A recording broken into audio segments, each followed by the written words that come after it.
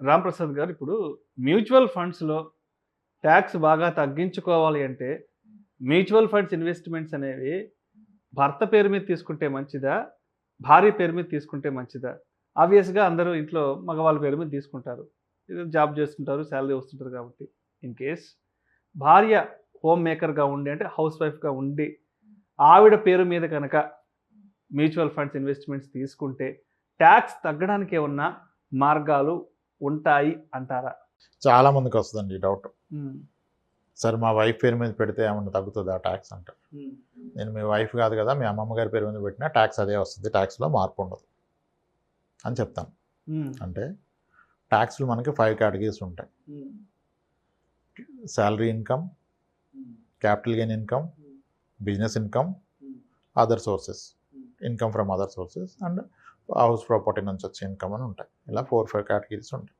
అయితే ఈ మ్యూచువల్ ఫండ్స్లో వచ్చే రిటర్న్ కానీ, స్టాక్స్లో వచ్చే రిటర్న్ కానీ, ప్రాపర్టీ కొంటే వచ్చే రిటర్న్ కానీ, గోల్డ్ కొంటే వచ్చే రిటర్న్స్ కానీ, ఇవన్నీ క్యాపిటల్ గెయిన్ ట్యాక్స్లు.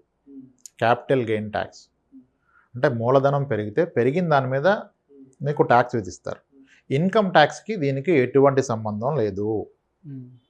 మీరు ఇన్వెస్ట్మెంట్ మీ పాప పేరు మీద పెట్టినా, మీ బాబు పేరు మీద పెట్టినా, మీ మదర్ పేరు మీద పెట్టినా, మీ వైఫ్, మీ అమ్మమ్మ గారి పేరు మీద పెట్టినా కానీ ఆ వచ్చిన రిటర్న్స్కి ట్యాక్స్ అనేది సేమ్ పడుతుంది.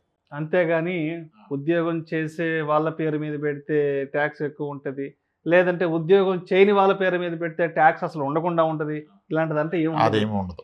ఎందుకంటే క్యాపిటల్ గెయిన్ ట్యాక్స్ అనే దానికి ఇన్కమ్ ట్యాక్స్ స్లాబ్కి క్యాపిటల్ గెయిన్ ట్యాక్స్కి సంబంధం లేదు. సో ఎవరికైనా ఒకటే ట్యాక్స్. అయితే మనం గత వీడియోలో చెప్పుకున్నట్టుగా ట్యాక్స్ హార్వెస్టింగ్ అని ఒక కాన్సెప్ట్ ఉంది కదా, దీనికి ముందు మాట్లాడుకున్నాం.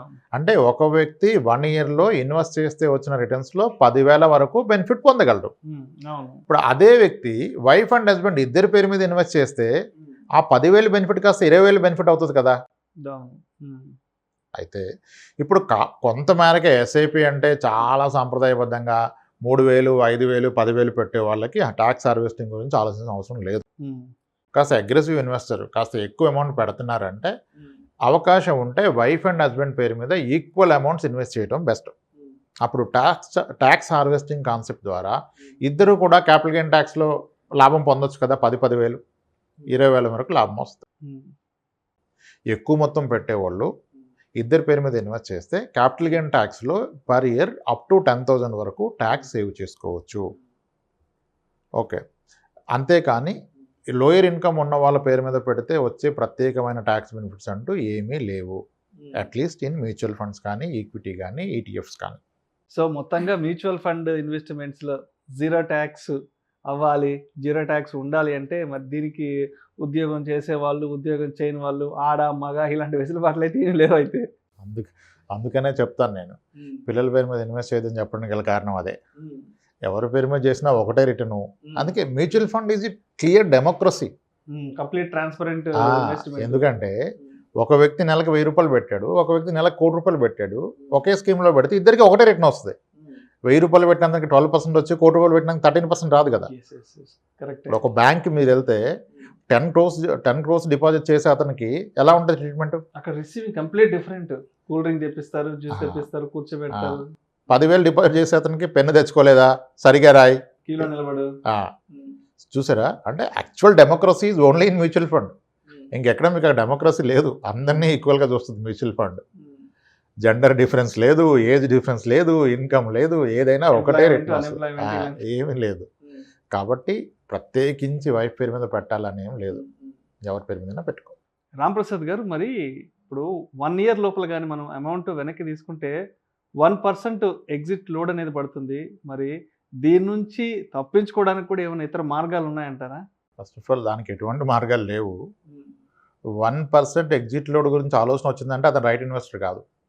1% గురించి ఆలోచిస్తున్నాడంటే అతను ఇన్వెస్టరే కాదు. ఫస్ట్ ఆఫ్ ఆల్ 1 year ఇన్వెస్ట్మెంట్కి mutual fund, equity mutual fund correct కాదు. 1 yearకి అసలు కరెక్టే కాదు. మరి అప్పుడు ఎగ్జిట్ లోడ్ అనే ప్రశ్న ఎక్కడి నుంచి వస్తుంది? మీరు 5 ఏళ్ళు ఆ పైన ఉన్న మాట అయితేనే మ్యూచువల్ ఫండ్ అనేది మీకు రైట్ ఆప్షన్ అని చెప్తున్నాం 10 దఫాలుగా. ఎన్నిసార్లు చెప్పినా ఇదే విషయం చెప్తున్నాం. ఇంకా నేను 1 yearలో తీస్తే ఎగ్జిట్ లోడ్ వస్తుంది, ఇదొకటి. ఎక్స్పెన్స్ రేషియో ఎంత ఉంది, ఇదొకటి. ఇవి పట్టుకొని ఇన్వెస్టర్లు ఆగిపోతున్నారు. ఇప్పుడు మ్యూచువల్ ఫండ్లో 1 year లోపు తీస్తే 1% ఎగ్జిట్ లోడు, ఇది క్లియర్గా documented, very transparent data, available to every one. మరి అదే ఒక ఎల్ఐసి అంటే any life insurance policy endowment plan తీసుకుంటే 1 year లోపు ఎగ్జిట్ లోడ్ ఎంత ఉంటుంది? అసలు 1 yearలో ఎగ్జిట్ ఉండదు, 3 years తర్వాత ఎగ్జిట్ ఉంటుంది. 3 years తర్వాత దాన్ని కనుక మీరు ఎగ్జిట్ లోడ్ కింద భావిస్తే 70% exit load in any endowment plan across industry. Insurance ఇండస్ట్రీలో మీరు ఏ ఎండోమెంట్ ప్లాన్ తీసుకున్నా 3 ఏళ్ల తర్వాత కనుక మీకు అత్యవసరం ఉండి 3 ఏళ్ల పాటు లక్ష 3 లక్షలు కట్టి తర్వాత నాకు కావాలని తీసుకుంటే 70% లాస్ అవుతారు. 3 years కట్టాక 30% వస్తుంది. అక్కడ ఎవరు ఎగ్జిట్ లోడ్ గురించి వరీ అవ్వట్లేదు. ఈ మ్యూచువల్ ఫండ్స్ మీద అవేర్నెస్ పెరిగి విపరీతంగా దీని మీద డిస్కస్ చేసి అంటారు కదా, the lot of analysis leads to paralysis అన్నట్టుగా అయిపోయింది. ఇన్వెస్ట్ చెయ్యండి బాబు అంటే ఎగ్జిట్ లోడ్ ఎంత, ఎక్స్పెన్సెస్ రేషియో ఎంత, ఇవి చూస్తున్నారు.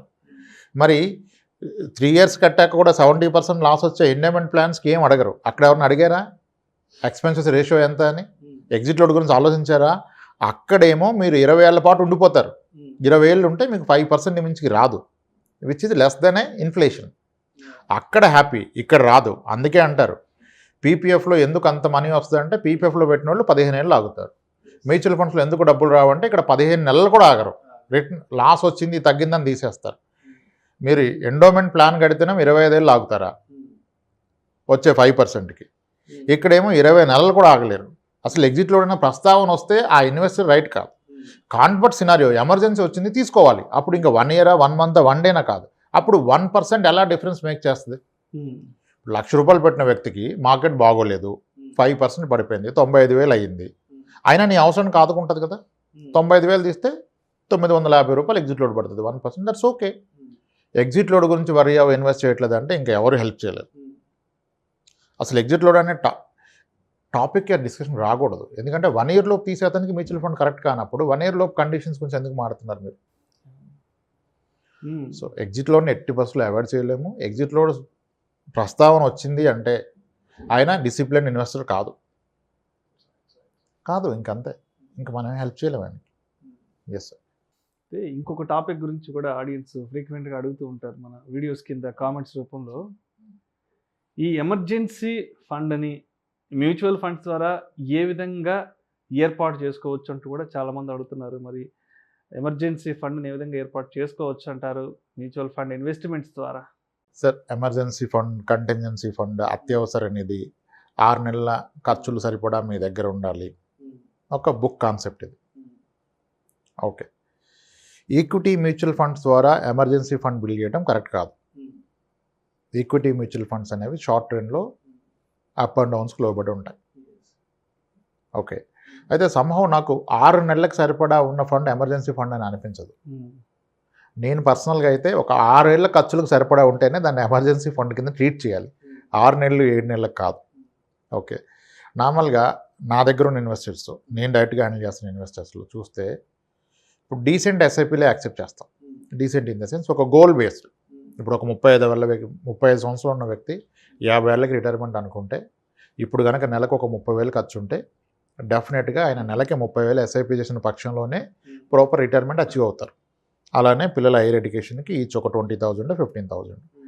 సో ఈ ప్రాసెస్లో ఒక అతను కన్విన్స్ అయ్యి ఒక 60,000 రూపాయలు నెలకి లేదా ఒక 80,000 రూపాయలు నెలకి ఎస్ఐపీ పెడితే అనుకోండి, పెట్టారు అనుకుందాం. ఇప్పుడు ఇన్కమ్ ఉన్న వాళ్ళు పెట్టాలి కదా.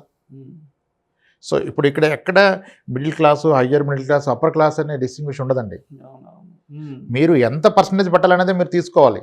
సరే, 80,000 ఎగ్జాంపుల్ చెప్పొద్దు, 10,000 ఎగ్జాంపుల్ చెప్పండి అంటే ఇప్పుడు ₹1,00,000 ఉన్న వ్యక్తిని 30,000 ఎస్ఐపీ అడిగామంటే 20,000 శాలరీ ఉన్న వ్యక్తి 6,000 పెట్టాల్సిందే. ఓకే, సో ఆ కాన్సెప్ట్ ప్రకారం ఇప్పుడు ఒక వ్యక్తి 60,000 ఎస్ఐపీ పెడుతున్నారు అనుకుందాం. 60,000 ఎస్ఐపీ పెడితే ఎక్కడ గ్యారంటీ లేదు, మార్కెట్ అప్ అండ్ డౌన్ ఉంటుంది.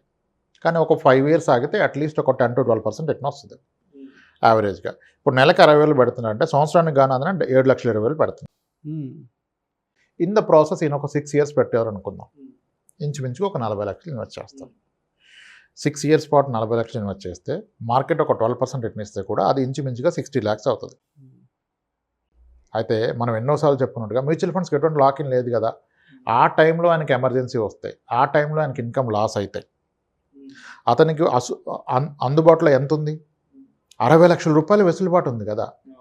అప్పుడు నిజంగా అతనికి ఇన్కమ్ లాస్ అయితే 60 లక్షలు కనుక ఆయన మ్యూచువల్ ఫండ్ అకౌంట్లో ఉంటే నెలకి ₹1,00,000 ఖర్చున్నా 60 నెలల పాటు హ్యాపీగా బ్రతకొచ్చు కదా. అది adequate or proper emergency fund. ఇప్పుడు 5,000 3,000 ఎస్ఐపి పెడతాను, నాకు ఎమర్జెన్సీ ఫండ్ అవుతుందంటే ఎక్కడి నుంచి అవుతుందండి? సంవత్సరానికి పెట్టేది 50,000, 5 ఏళ్ళు పెడితే గట్టిగా పెట్టింది 2.5 లక్షలు, పెరిగితే 3 లక్షలు అయింది. 3 లక్షల్లో బ్రతికేస్తారా? సో ఎమర్జెన్సీ ఫండ్ని బిల్డ్ చేయొచ్చా అంటే షార్ట్ టర్మ్లో బిల్డ్ చేయలేము. బట్ డీసెంట్ ఎస్ఐపి పెడితే ఒక 5-6 ఇయర్స్ తర్వాత ఇక అది కాంక్రీట్గా ఎమర్జెన్సీ ఫండ్ అయిపోద్ది. ఎందుకంటే దీనికి లిక్విడిటీ ఉంది కదా. ఇప్పుడు 50 లక్షలు మ్యూచువల్ ఫండ్ పోర్ట్ఫోలియో బిల్డ్ చేసుకున్న వ్యక్తి ఆఫీస్కి ఏ రోజైనా ధైర్యంగా వెళ్ళొచ్చు. వెళ్ళిపోమంటే ఓకే, హ్యాపీ, ఈవినింగ్ బ్యాగ్స్ సర్దుకొని వచ్చేయచ్చు. సరేరా వెళ్ళిపోతాను, ఓకే, నెలకి 1,00,000 అవుద్ది ఖర్చు, నాకు 50 నెలల పాటు సరిపడా డబ్బులు ఉన్నాయి కదా, ఓకే.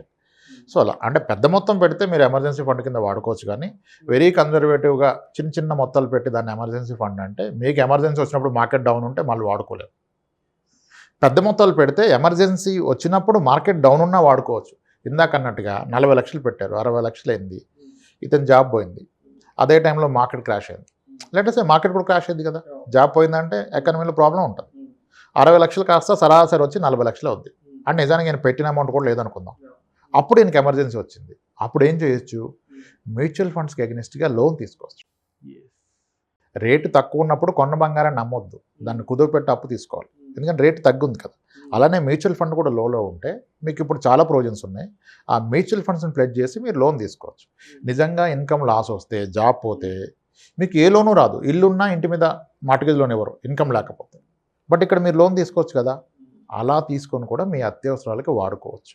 మార్కెట్ పడింది కనుక మీరు లోయర్ ఎన్ఏవీలో యూనిట్స్ అమ్ముకోకుండా దాని మీద లోన్ తీసుకొని ఆ లోన్ అమౌంట్తో మీ అవసరాలు తీర్చుకొని మార్కెట్ మళ్ళీ పెరిగేంత వరకు వెయిట్ చేసి పెరిగినప్పుడు కావాలంటే అమ్ముకోవచ్చు, వాడుకోవచ్చు. ఎమర్జెన్సీ ఫండ్ కింద వాడుకోవచ్చు. కానీ దానికి కాను ఒక డీసెంట్ అమౌంట్ పెట్టాలి.